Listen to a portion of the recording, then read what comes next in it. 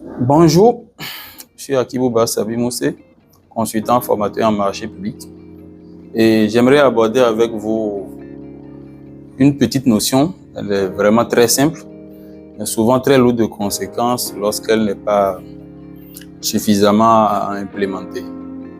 Il s'agit là d'une notion qui a rapport avec l'allotissement des marchés.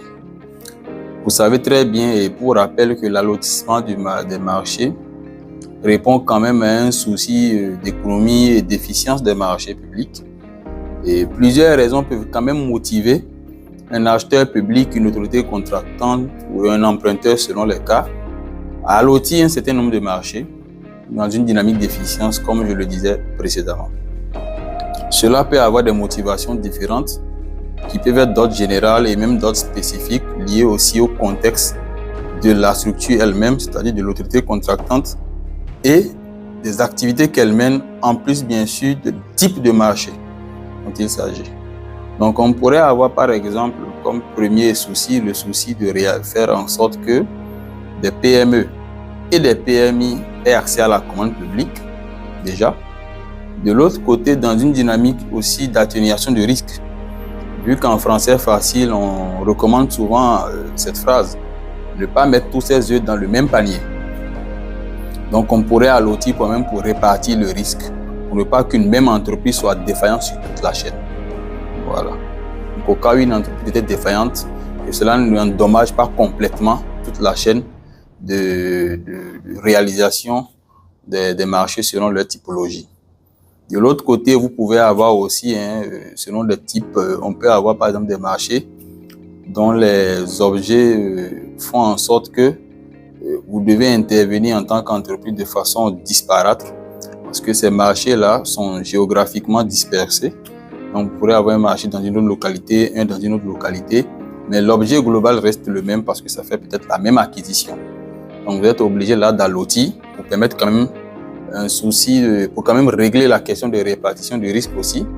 Parce que une entreprise qui a un personnel aura tendance, si elle gagne beaucoup de marchés, à ne pas pouvoir faire face forcément à cette charge salariale, à cette charge sociale aussi qui va avec, et même également aussi à la charge logistique, parce qu'il y a le matériel aussi à déployer peut-être sur beaucoup de zones au même moment qui sont géographiquement très dispersées. Ça pourrait être compliqué pour une entreprise si des règles d'atténuation n'ont pas été suffisamment prises dans le dossier d'appel à concurrence. Donc il pourrait y avoir aussi d'autres objectifs qui sont visés par l'allotissement, mais qui concourent quand même toujours à la répartition du risque et à l'accès des PME et PMI à la commande publique. Donc, dans cette répartition du risque-là, vous pouvez avoir un marché qui a plusieurs lots. Donc, un marché à lotir, je suppose, je peux vous dire ici 3 lots. 3 lots, mais bon, vous avez plusieurs entreprises qui vont ou qui peuvent soumissionner. Et dans la dynamique quand même de répartition des risques, je ne conseille pas, et d'ailleurs ce n'est pas moi seul qui le dit, il est fortement déconseillé qu'un marché ait les 3 lots. Parce que là, ça devient, je pourrais dire, un phénomène de serpent qui se mord la queue. Vous êtes en train de dire qu'il faut répartir les risques et au même moment, vous prenez le même risque. Donc, si vous avez par exemple un lot 1, un lot 2, un lot 3, par exemple, au nom quand même des principes de passation des marchés, les entreprises ont le droit de soumissionner pour les 3 lots. Mais elles pourront peut-être gagner que 2 lots. Elles ne peuvent pas gagner plus de 2 lots. Donc, elles peuvent soumissionner pour les 3 lots. Comme elles peuvent pas gagner plus de 2 lots. Donc, ici, la question qui est fondamentale, c'est que on peut arriver à des cas où l'entreprise, et ça c'est de plus en plus courant, parce que moins il y a de lots, moins ça arrive, et qu'une entreprise soit moins disante sur les 3 lots. Si on est, selon, bien sûr, l'offre la moins disante, on pourrait avoir une entreprise A ici, B ici et C. Je pourrais en faire un petit tableau très rapidement. Rassurez-vous, c'est quelque chose de mathématiquement assez simple, mais qui parfois a de grosses conséquences parce que si vous ne précisez pas ça dans le dossier d'appel à concurrence, parfois c'est dans des dispositions générales, mais il faut le rappeler dans les dispositions particulières que c'est cette méthode que vous allez appliquer. Autrement, quand vous allez en pleine évaluation et que vous devez sortir une formule, qu'elle soit légitime et vraie, ex nihilo, vous pourrez faire face à des plaintes. Donc, il est important que la combinaison quand même la plus avantageuse soit ici appliquée. Elle est toute simple, rassurez-vous, en marché public, c'est quelque chose d'assez basique. C'est juste un rappel qu'on fait. Donc ici, vous avez les 3 lots, 3 marchés. Vous avez, je vais donner ici, je suppose, 1 million de CFA, 4 millions, 8 millions, 19 millions. Et ici, vous avez 15 millions, 25 millions, 14 millions, ici 30 millions, 12 millions et 19 millions si vous voulez.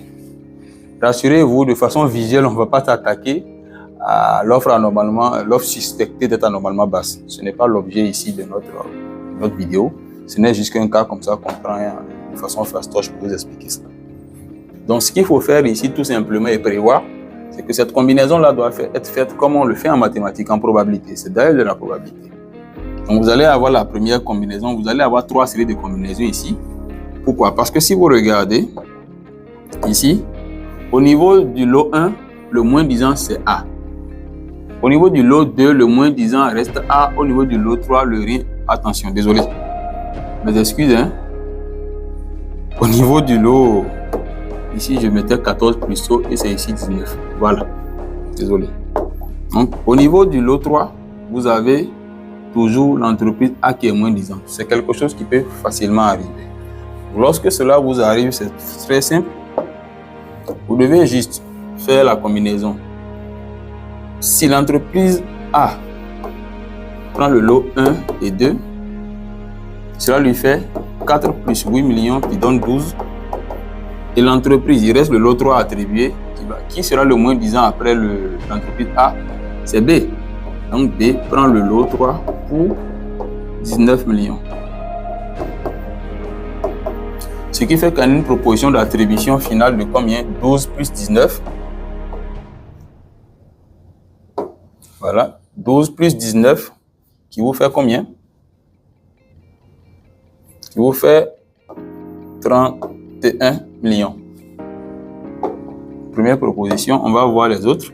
L'entreprise A, si on lui donne le lot 1 et 3, 1 et 3, ça fait 4 plus 14 égale 18. Qui prend le lot 2, il reste à attribuer. C'est l'entreprise C cette fois-ci. Pour un montant de 12 millions, si je vois bien. Hein. 12 millions. Et vous avez là 18 plus 12 millions qui vous donne combien? Quand vous regardez, ça vous donne aisément 30 millions. Et vous faites la troisième proposition.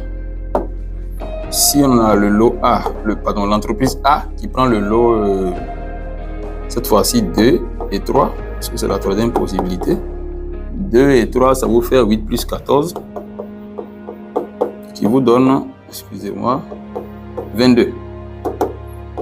Il restera attribué le lot 1 cette fois-ci. Le lot 1. Et le lot 1 reviendra à quelle entreprise? Moins disant après A, vous avez l'entreprise B pour un montant de 15 millions, n'est-ce pas? Ce qui vous fait 22 plus 15, ça vous donne cette fois-ci 37 millions. Ça vous donne 37 millions. Donc vous voyez que la proposition la plus optimale ici, en termes d'attribution, reste cette deuxième proposition. Celle qui sera la plus avantageuse pour l'autorité contractante, et la proposition d'attribution devra se baser sur elle. Il est vrai qu'ici, c'est le cas le plus simple qui existe. On pourrait avoir nettement plus de lots et nettement plus d'entreprises. Là, il est conseillé de faire appel quand même à des outils technologiques ou même parfois Excel avec des formules bien déterminées pour réussir à faire face quand même à cette multiplicité d'informations-là.